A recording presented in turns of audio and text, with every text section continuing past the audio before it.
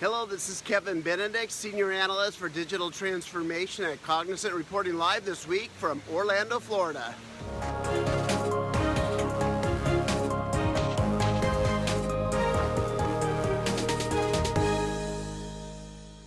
I'm reporting live all week long here from Orlando, Florida. Stay tuned because I have captive in one location some of the smartest experts on digital transformation anywhere. Jack, why don't you introduce yourself to the viewers here?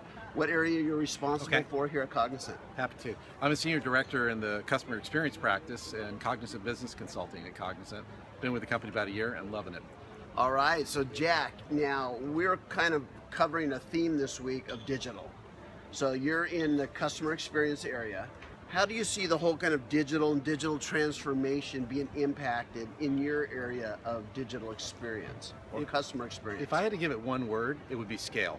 You can't digitize, you can't collaborate and communicate without digital means. And so it starts with enterprise collaboration software, for example. Take email to a different level. We're all in our business in email hell.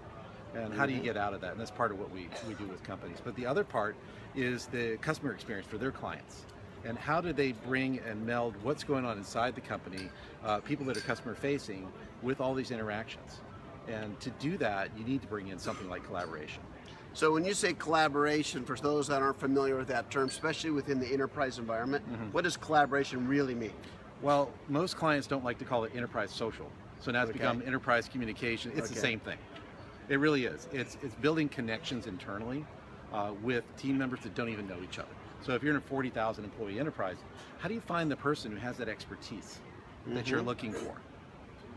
Quite frankly, we only know the people around us. We know the people on our reporting line. But there are people that may post something of interest that tags you. We do it in our company, as you know, with our own social collaboration. That's how we meet people like each other. I came and I didn't know you until I found you on our own networks. So collaboration now, when I think of collaboration, how is that different than email, voice, and just the typical things you can use? I like that you asked that question because I give the same one to clients, which is in email and voice, you have to know who you want to talk to. In enterprise collaboration, who you want to talk to becomes made aware to you. Also, you can post to an audience, and the ones that are interested or have that specialty area, subject matter expertise, may actually respond to you, especially if they're active participants.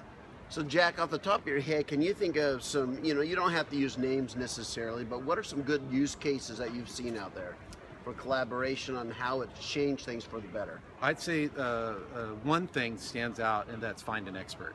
All right. Everybody needs to serve a client need. So let's take call centers, for example.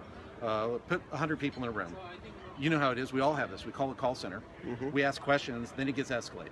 You ask another question, it gets escalated. Who wants to wait 5 minutes between calls? What if you could get that answer from the first line support?